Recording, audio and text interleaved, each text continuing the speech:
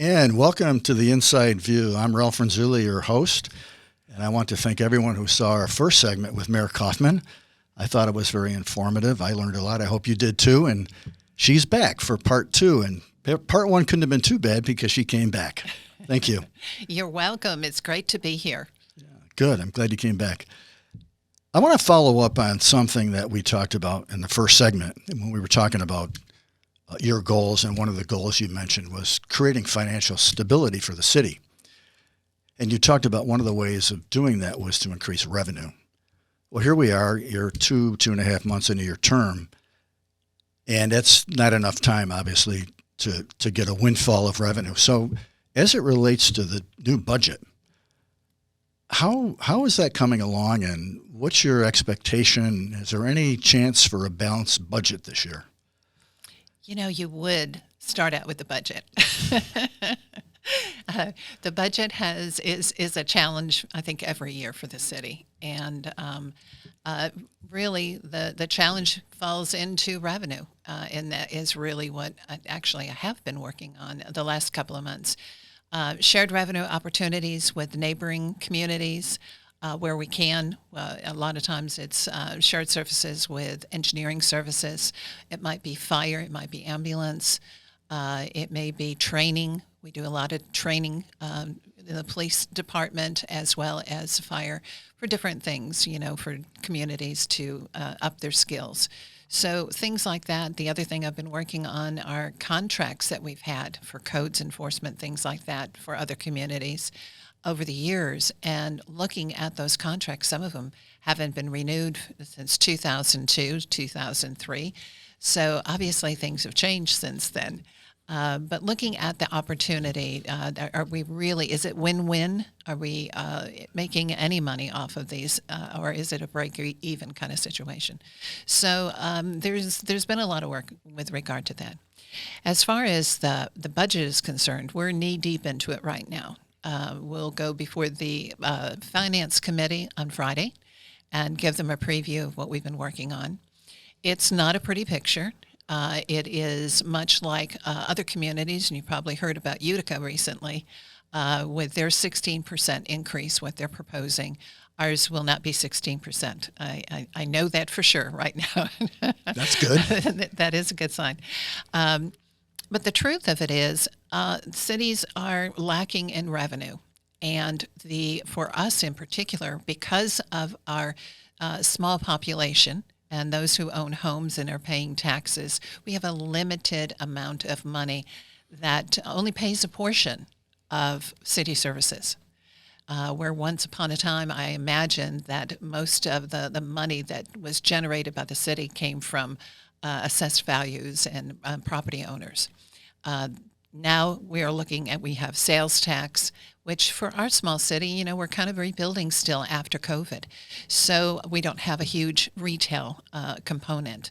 And so sales tax is not as high as it might have been in even 2019 when things were kind of rolling before COVID hit.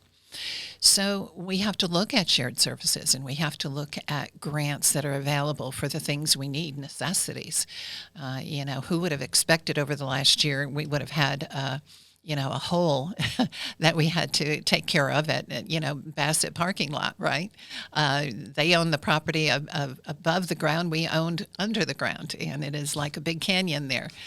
So we had to go out for, infrastructure type of projects and grants and things like that. That's just one.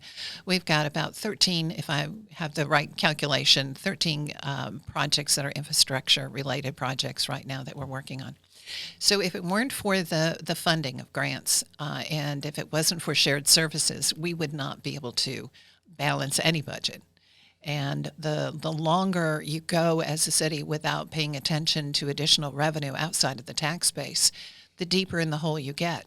We have a 2% tax base or tax cap from the state. It's not that you can't override it, but everyone really works hard to make sure you stay within that 2% a year. The reality is our inflation rate is 7-8%. You go to the grocery store, you realize what's been going on the last few years. Well, we're experiencing the same thing. we had just the water treatment facility. We use a lot of chemicals by the ton to purify our water. $25,000 more this year than it was the year before. That's from the difference between 22 and 23. We're projecting 30,000 for 24. That's a huge hit. And that's just one of many, many things. Everything has gone up. And even salaries. And, we're about as lean as you can get with regard to personnel, just enough to get the job done. And we've held on some positions and some we can't hold any longer because actually the fewer people you have, chances are you're paying a whole lot of overtime with the and wearing your people out. And that doesn't last long. So, yes, I mean, it's not a pretty picture, but we're working on it. So you're going to try to keep the tax increase at or below the 2% cap? Is that a goal? Or is that optimistic? That would be optimistic. I'm trying. We're looking at, I've cut everything in the budget you can possibly cut and things that have never been cut in years. I've looked at every little, bucket that I can possibly find.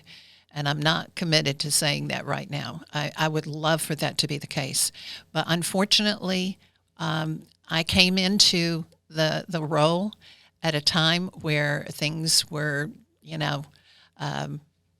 set aside and kicked down the road. Now, the chickens have come home to roost. Basically, it's all in my lap. And, you have to be able to balance the budget in order to go forward.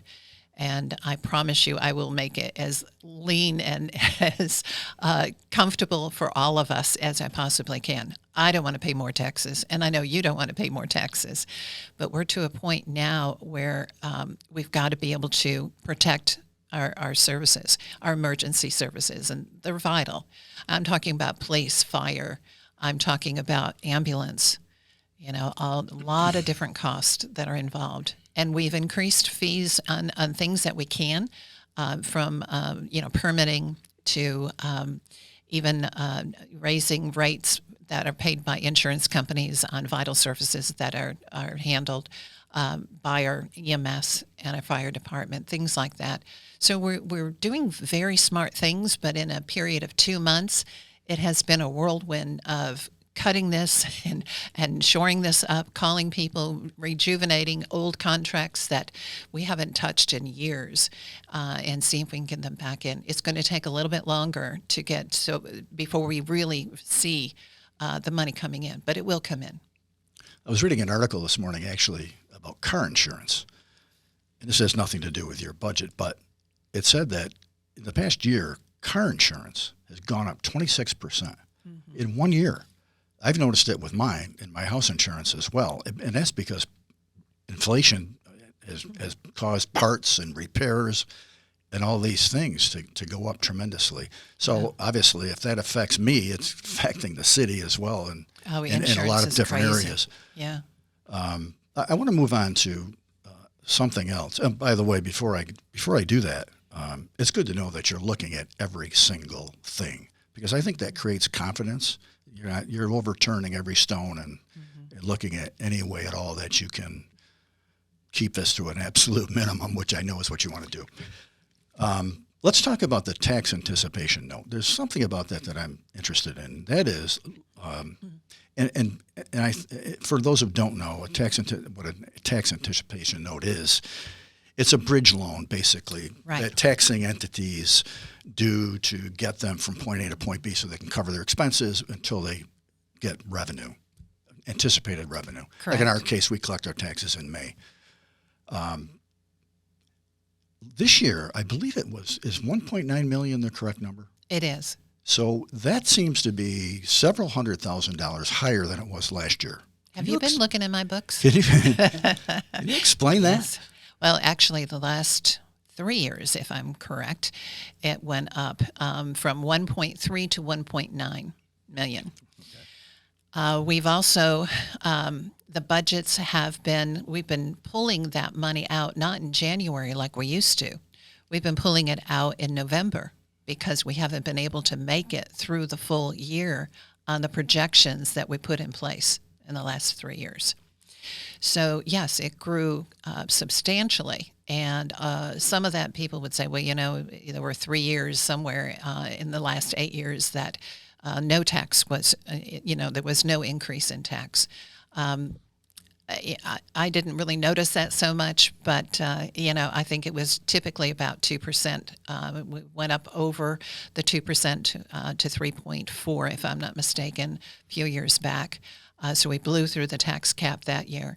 But they've kept it pretty lean. But there's a point in time where if your inflation is 7 and 8%, 2% is not even touching it, And so they haven't been able to go through an entire year without, taking the tan before we were supposed to. I'm going to fix that this year. I'm working on moving that completely. It's an accounting process, basically, that I want to be able to change from a calendar year end to a fiscal year end. And the fiscal year end would be when we would be putting a budget together for the year. Okay, so our fiscal year end would probably be June or July. And so that we know we have money coming in. We won't need that loan, that bridge loan, to tide us over until we get money. Our revenue and our budget will come out at the same time. So we'll be more accurate as far as predicting what the next year is going to be. But we're also going to not require the cost of taking this loan out every single year since the beginning of time. I mean, it's crazy. We haven't done this before now. So instead, the taxpayers will pay their tax the same way they always do, the same time. But it's a back-end situation and a solution rather than, the front end, so that it's seamless to our community, our taxpayers, but to us, it'll make a big difference and keep costs down. There's no reason we need to have $34,000 or $38,000 in interest every single year to float something which can be easily remedied by changing to a fiscal year end. That was my next question. What does that cost us? Because money's not free. Yeah. So you're going to change when our fiscal year ends. Right. And what does that take to do that? It takes a vote. So we have to come out, we have to get on the ballot. We have to, in November, and we have to go for a public vote to be able to do that. Is it a charter change? It is a charter change, which is strange. You wonder how they came up with this to begin with. Doesn't it seem kind of cumbersome to, have your expenses hit in January and not have any money to pay for them until June, essentially June. They must have had different problems than we do today, I guess. Must I don't be. know. Yeah. Moving on, are you comfortable with the current finance software package that we have in City Hall that allows you to look at our finances, manage the finances, monitor finances? Is it up to date?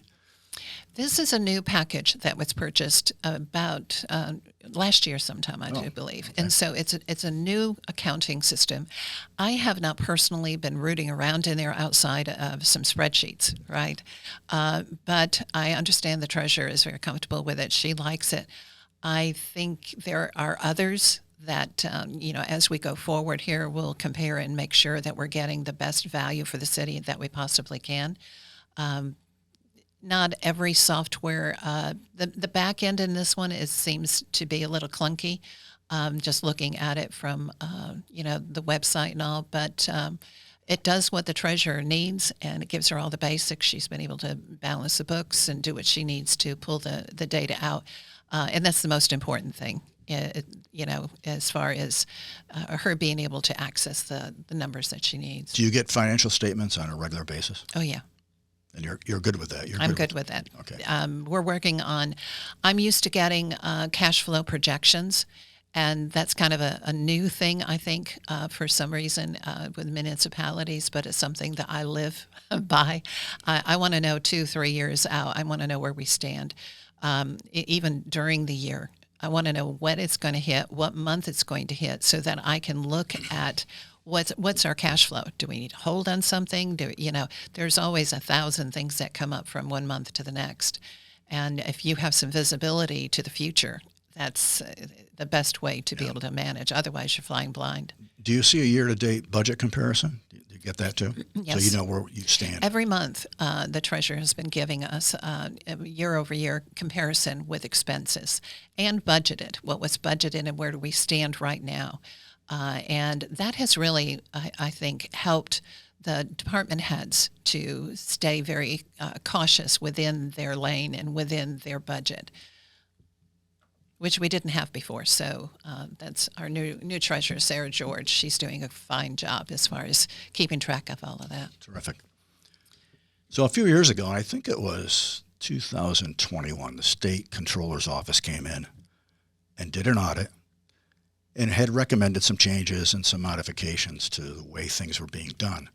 Are you comfortable with the changes that were made, or are there more changes that have to be made? And well, the auditors have been on location for the last 3 weeks, off and on, different days, and their job was to compare where we stand between that 21 report and where we are today and what accomplishments we've seen. First glance, it doesn't seem like we've measured up to our end of the bargain as much as we should have. Once they get their review completed, I'll know more. But I think this is the last week that they will be here. So I should have, personally have an idea. A lot of things were projected out and just never really happened, never were executed on. One of the things that was one of the recommendations was to, align the year end with the budget instead of these, flying blind for 6 months and you're trying to figure out, okay, now what is this year going to be? And you've already spent halfway into it by the time you decide what your budget should be for the year.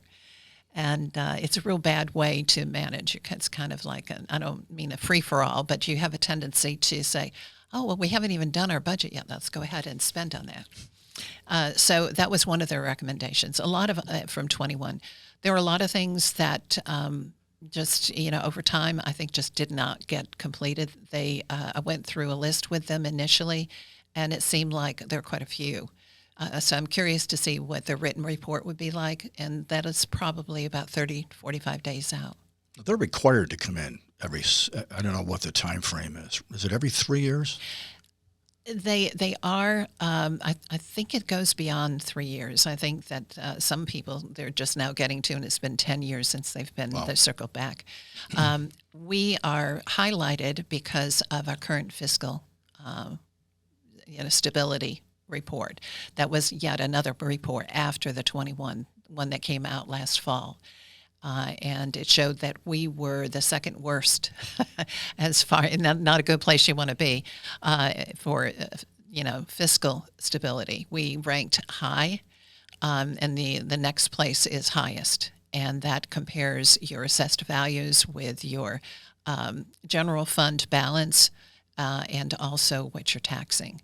And, it's really, really hard to stay within those numbers in order to lower that or at least maintain it when your, assessed value hasn't been looked at since 1972.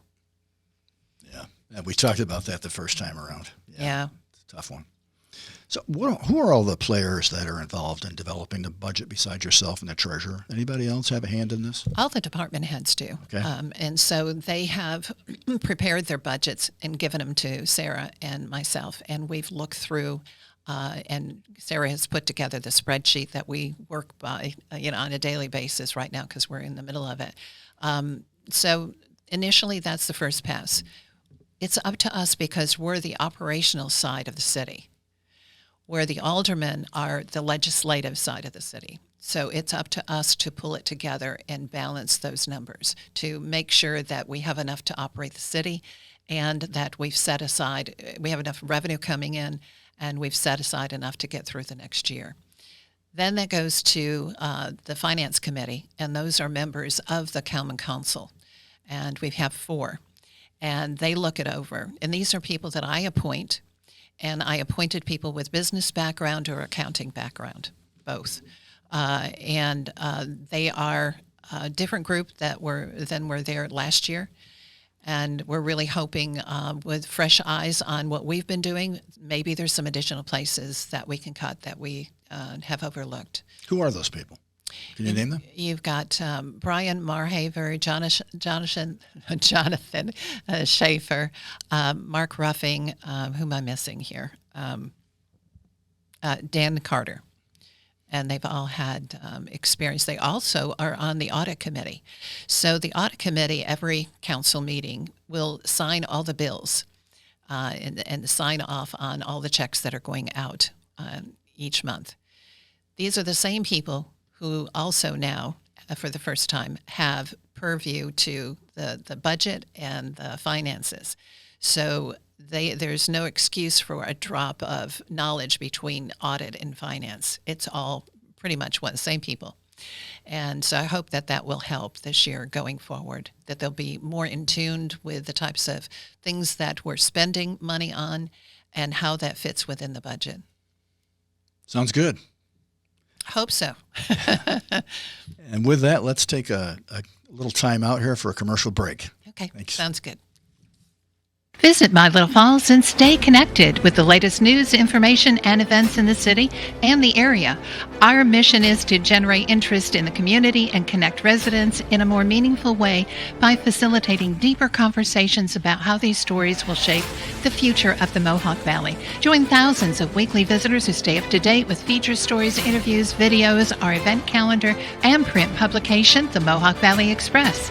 It's about timely local news for the community, keeping citizens informed about important issues, telling about the people who live and work here, and giving locally owned businesses the opportunity to reach a very targeted audience of locals and tourists alike. It's a whole new form of media-rich content developed specifically for today's mobile lifestyle and listeners. You can download our iOS app in the iTunes Store, listen to our country music streaming radio station, or sign up for a weekly newsletter. Stop by today at mylittlefalls.com. You'll be glad you did.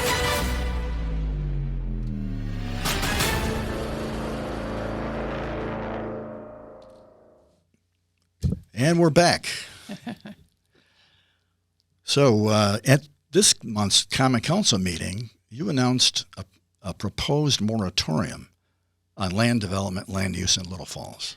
Can you go into a little more detail on that? Yeah, that was, it's one of those bold moves that you think, you think about it very carefully before you do such a thing. We have a lot of interest in development right now. The development that we're seeing a lot of interest in happens to be apartment development, multi-story units that, anywhere from 60 to 138. So a lot of people that are developers and investors that are looking at HUD housing, and it's kind of a gravy train right at the moment. There's a lot of money being put into it from the state level and even from the federal level to try to take care of a lot of the immigrants that have been coming in. A lot of people have been displaced. The need for very affordable and, Section 8 housing in a lot of different areas. We have in a little bitty city where 3.99 square miles, that's it. And everything we do in the city matters. If we make the wrong decision from a planning perspective and zoning in one area of town, we can't hide it and say, well, that's just that area of town. We made a mistake a few years ago, and, we'll just kind of hide from it. It affects every neighborhood in our community. It's a very small community. We have 4,500 people. That's it. We have a high poverty rate, but our poverty rate is low income, and it's rural low income, which is different than urban low income. Our people are housed in very old houses. Many of them have been inherited. They're receiving subsidized payments to be able to stay in those houses. So there's really there isn't a burning need to put them into, high rises that are more institutional rather than the home that they grew up in, right? So we've been able to manage it over the years without, the need to go into very large complexes. So the reason I came to the conclusion that we're going to have to take a pause in the planning development area, in our planning area, is from getting closer to it. I appointed many new people. The planning board was just pretty much empty, uh, except for a couple of people. And all of these people are brand new. They've never done anything with planning before. They all have to go through training that is state mandated every year, 4 hours of accredited training. The other thing, we looked at the comprehensive plan that was in draft form when I looked at it. I had it reviewed by an expert, and there were some things missing that we needed to shore up, so we need to complete that. For what it was initially developed for, it was more of a high level. And I want to take that to the next level so we actually have the zoning and everything working along with the comprehensive plan. And we've really thought through. And so we'll go out to the public too once we have that finished up in a form that works. And, the same thing with site plan review. People are coming to us for a site plan review, but we've never implemented site plan regulations, ever. We never had anybody knocking on our door. We haven't had any big development interest in the city. So it just was pushed aside. We just, we didn't have a need. We don't have subdivision regulations, yet this would create a subdivision in one area, one developer. So that's why the pause is to get our act together so that we can make wise decisions, and we don't have a knee-jerk reaction to somebody who comes in and wants to do this and this and this.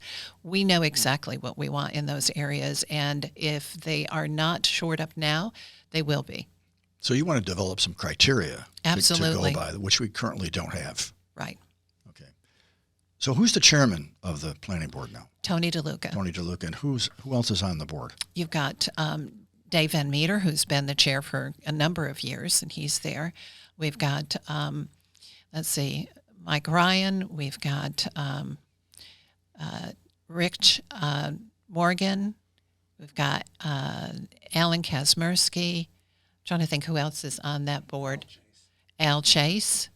So, and Al's got a lot of urban development background, so that's helpful. So really I probably missed somebody, but it's a very strong board. I'm really excited about it. These are very thoughtful people. The members of the community that have worked in different areas that really have some strength to add to this thought process that we're going through right now. So take a step back. They're going to take a step back, and they're going to reevaluate, and then go forward. So how long do you think this will take? Well, the process for the comprehensive plan, it has to go out to the public. So there's a public hearing involved, and then it comes back to the Common Council for a vote. Once it's complete, hopefully we can get it completed within about 3 months. But then the process starts, right? You have to get all the approvals. And the same with site plan regulations. They have to go out to the public. So it's a process. And so 6 months to a year, somewhere in between. We've also got zoning issues. We have not filed our zoning or looked at zoning in years. In fact, we haven't looked at it in 13 years. And by charter, we're supposed to do it every other year and no longer than 3 years. So, and I don't mean just looking at it, yes, it's in the book. No, I mean actually looking at the maps, looking at the zoning. Does it apply? Is there any adjustment that we need to be making?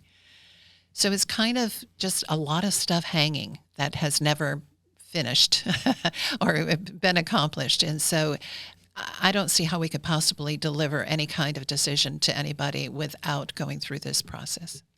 You've got a lot going on. So this is why you decided to go full time, because you knew. I knew what you were getting into. I knew. I knew we had a lot of work to do, and this is not a part-time job. It really is not. I can't even imagine the volume that I'm working through right now and the meetings that I'm taking. It's full-time and then some. So yeah, bless their heart if they were trying to do it a few hours a week. Yeah, good. Sounds good. So let's switch over to DRI. I'm sure a lot of people would be interested to hear about all the DRI projects, but there's one in particular that I think people are wondering about, and that's the Dairyman project. Mm-hmm. Where does that currently stand? I think that they had to take a step back and reevaluate what they were doing and come up with a different plan. Can you tell us where we are with this? I've seen from a distance a rendering. I've met with them a couple of times, Zoom calls or one time in person. And it looked like they were adjusting things, but there was nothing definitive. They weren't presenting anything. And so there is nothing in the city right now that we have in the pipeline for Dairyman. The last I spoke with them a few days ago, M&T had still decided there is no movement in their decision to sell the property. So that's kind of I would call it on hold, right? I think they still would like to do that project, but it's not as active as the other project, the Zeta project that they're working on. That is up on Furnace Street.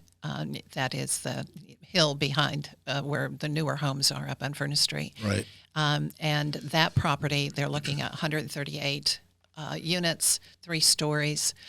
That would have a mixture of different populations, from low income to at-risk populations, and then affordable young families. And there'd be a daycare on one end of it. So no high-end housing up in that project? Not in that project. Okay. That's also, would receive HUD subsidies in that project. Okay. Is there any timeline on that project? They would, they were looking at, trying to move the ball forward over the next few months, but we're not in a position. My concern is not their timeline. My concern is what we're doing and making thoughtful decisions as a city. And so I've been really focused on what we need to do to be able to accommodate even viewing anything. Again, that property has not been purchased. So typically planning does not review property. We don't review if you decided that you wanted to buy and renovate your neighbor's house. If you don't own the house, we're not going to waste the time. So how does I would assume the moratorium is going to affect both of those projects, the Dairyman project and the Furnace Street project, right? We also have an $80 million project that is Valley View Courts and up on the top of Monroe Street and Rockton Plaza that I know nothing about. So that's larger than the other two. Sounds like there's a lot of interest in lower income housing as opposed to market housing. Right. Yeah. Right. And that the true need is the market housing. We have a huge need for single family homes, anywhere between 200,000 and 350,000. We have a huge need for higher end apartments that are middle income. We have a huge need for some luxury accommodations. And those needs every single day. The real estate people are coming to me. Can't we do more? All of our single-family homes that are old, that people are buying up, they're turning them into HUD housing. Well, on a positive note, I would think that it would help our tax base if you have some of these new projects come in, correct? Yes and no. Not initially. Most of them, are seeking tax abatement. The Dairyman, I think, the last administration had communicated 5-year tax abatement. A lot of times you find these housing developments that as soon as the tax abatement is gone, they sell the property off to someone else, and oftentimes a nonprofit, which then again is not, there would be no money coming into the city. The other challenge is when you have high density housing of any type. I'm not picking on, affordable living, any type. You have a lot more, you have to look at parks, you have to look at places for people to get out and to roam around. There's a whole urban planning around high density to make it work. It is also, when you have high density, you have more of a demand on your EMS. You have more of a demand on your police department. It just goes with the flow. I mean, that's just the way it is.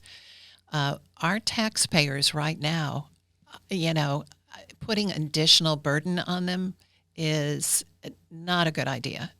We have we're taxed to the point that we can handle our own and maybe a slight more, but a deluge of people coming in is going to be a real challenge. There are larger cities that have more accommodations, they have more shelters, they have the facilities and the tax base that we just don't have. So I have to be very sensitive to our community, not the state, not the, others who, want to make a good investment and make money. It's about our citizens and taking care of them. Yeah, it's not like these projects are creating jobs. Well, they will create temporary jobs, construction jobs. Right. Yes. And more than likely pull in construction people from other areas and then, like I say, temporary. But, no, these are not local businesses. These are companies from So you're looking other at locations. You're trying to look at the long-term impact on Little Falls. Absolutely. What that means to our city. And I think we have to be, right now more than any other time in history, I think we have to be very thoughtful about how we proceed. We also have a thing called pro-housing communities that the governor has put forth. And the pro-housing communities, it's a designation that cities can voluntarily at this point entering into this program. And what they do is, in the application, the first thing they want is your codes and your zoning. And they are guiding the process to make sure that there's enough housing, and affordable housing in your community. And some have elected to go with it. This year they've added incentives for different funding. Right now it's been Kathy Hochul's discretionary fund. Any of the programs within that, which would be DRI Forward, Restore New York. I'm trying to think of the other one, Main Street, I think. So a handful of them. So you would not be able to get that funding if you don't participate in that program. Okay. And as a city, you're always concerned about home rule. We like our autonomy. We like to be able to make decisions about what goes into our landmass.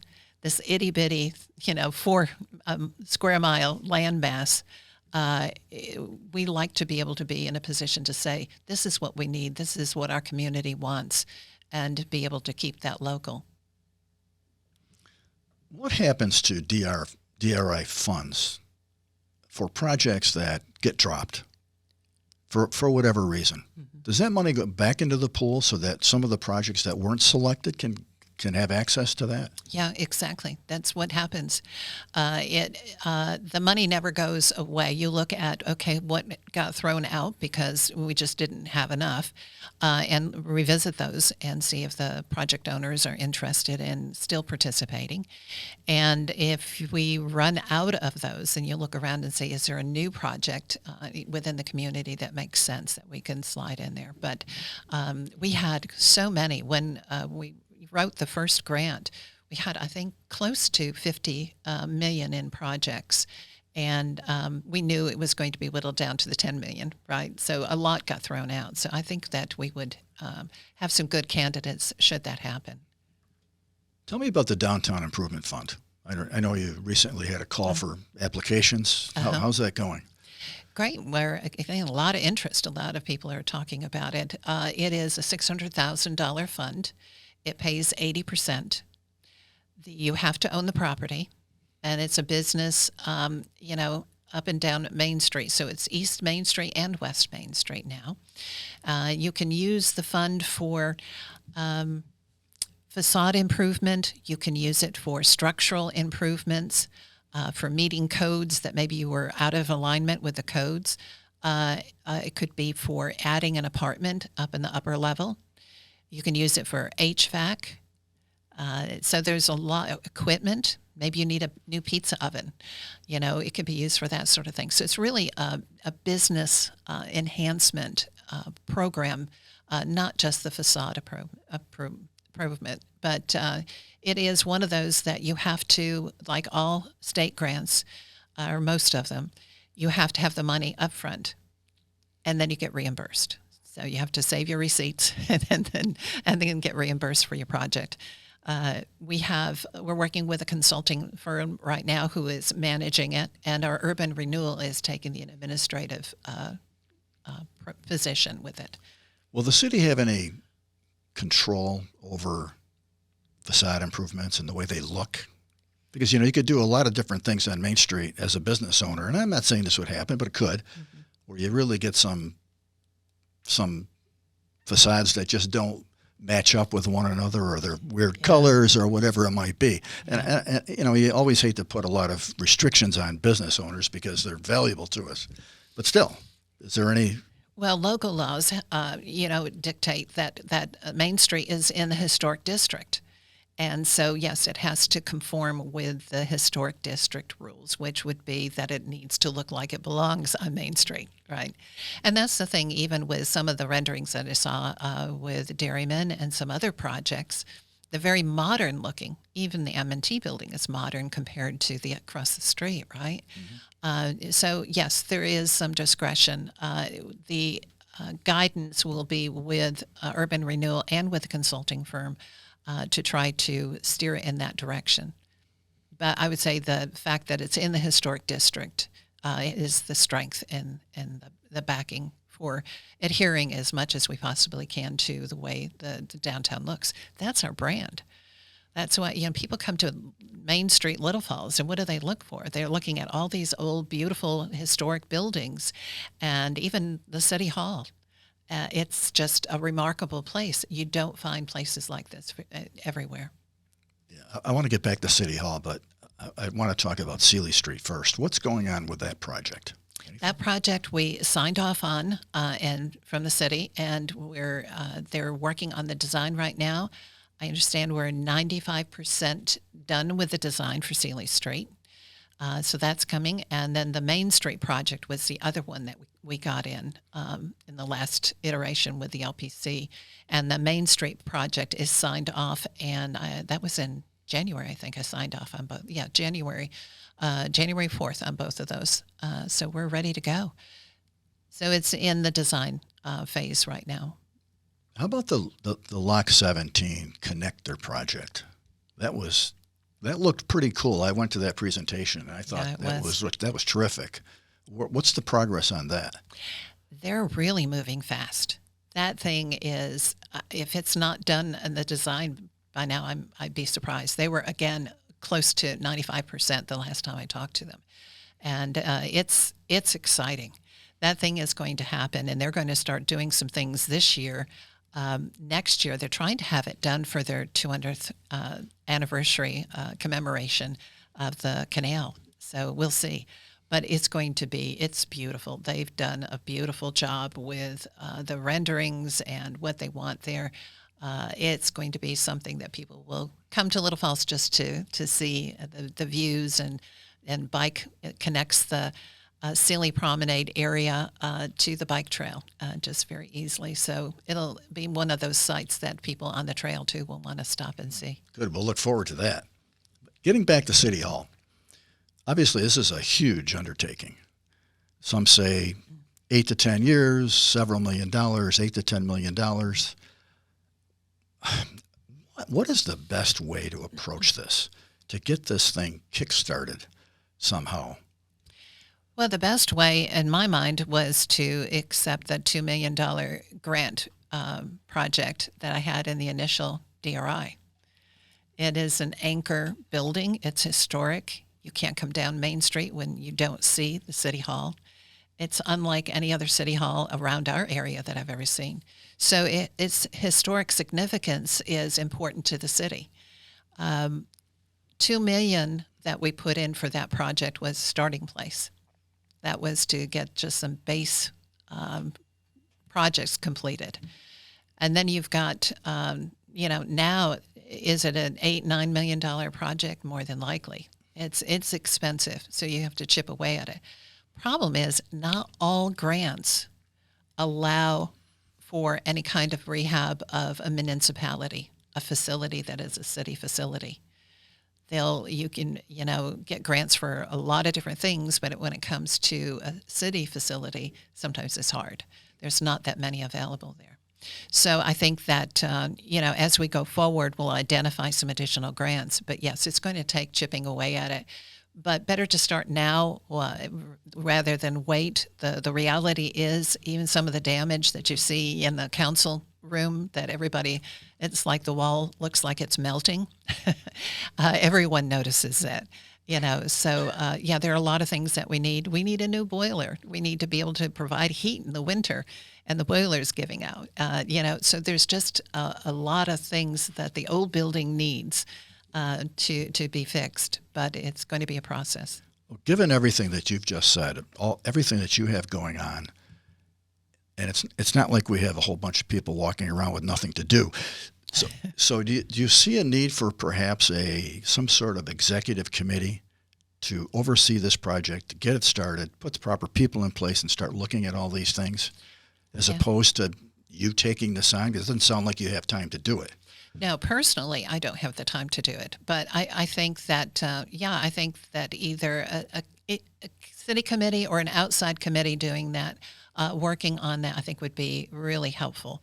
I have a couple of outside committees that help me with special projects that don't require to, be inside the city, but just recommendations often, and they're helpful. They really are. And I think that most mayors I know have outside counsel working with them, advisors, a team that is working on something that is maybe not everyday kind of something that you want to devote a lot of energy to from within the city, but something you're interested in moving the ball forward and getting it to a point where maybe we do bring it into the city as another committee.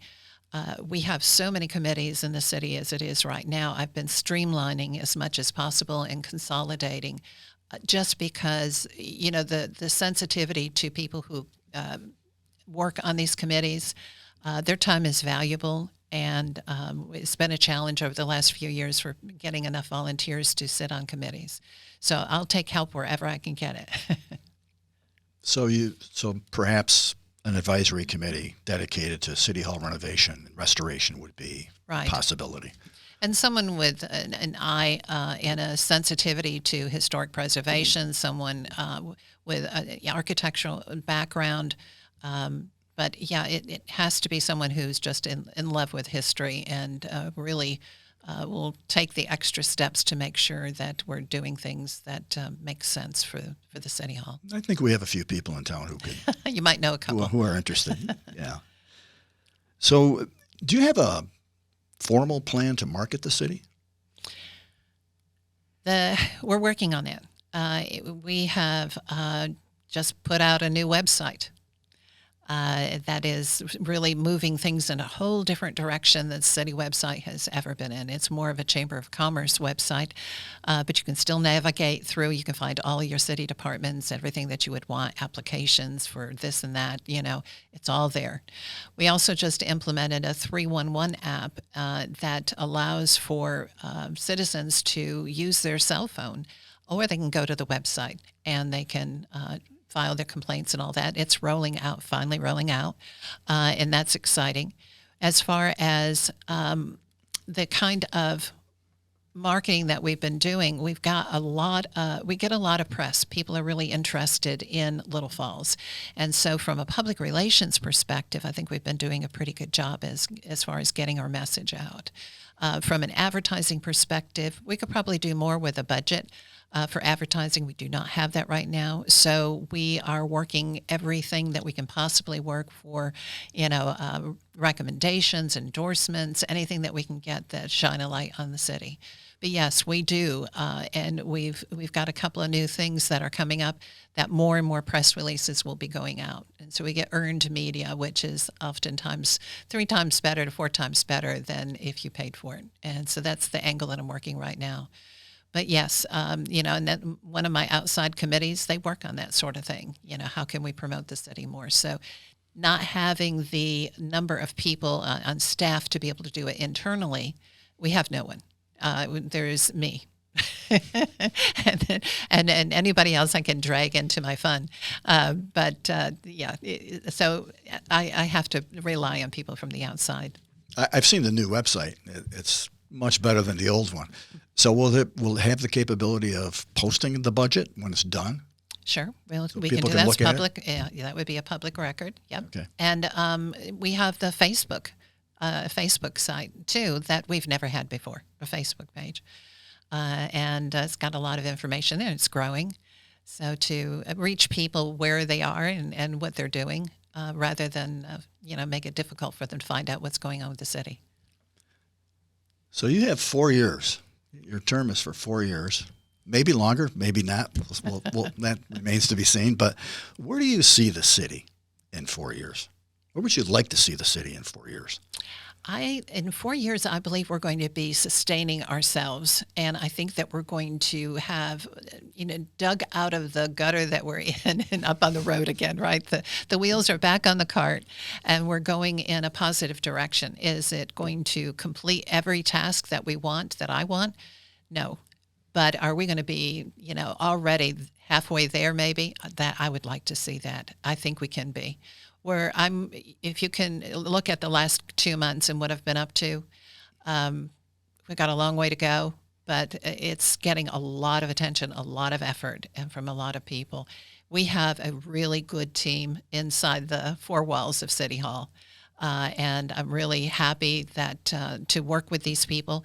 They are not only listening and understanding the vision, they are adding to it and helping to move things forward in ways that I had not anticipated. So there's a renewed interest. A renewed interest, a new vigor. Everybody is looking forward to the future things that we can do. They want things for the department. They're tired of being told, well, we can't have this year after year after year. It's time for us to really make a change and do something that is going to transform the city for the future, and to pay strong attention to this. This is not fooling around. This is not a cheerleader role for me to go out and just shake hands with everybody. We've got our sleeves rolled up. We're working hard every single day. Good message. Is there anything else before we wrap this up that you'd like to say to the public? Oh, gosh. Stand by. We've got good things happening. I promise you that. That's cool. That's good. That's very good. I really think that, first of all, thank you for doing this. I think it's really important. And as I've said before, I think this format is a great tool for getting your message out. And hopefully we'll have a bunch of other people sitting where you are and talking about a host of other things too as well. So I look forward to it. And yeah, I do too. It's been my pleasure. Yeah. You ask tough questions, though. If you could ease up on those questions a little bit, I appreciate it. Well, I hope everybody tunes back in next time. My next guest is going to be Chet Szymanski, Oh, great. our city engineer. So thank you. That'll be a good one.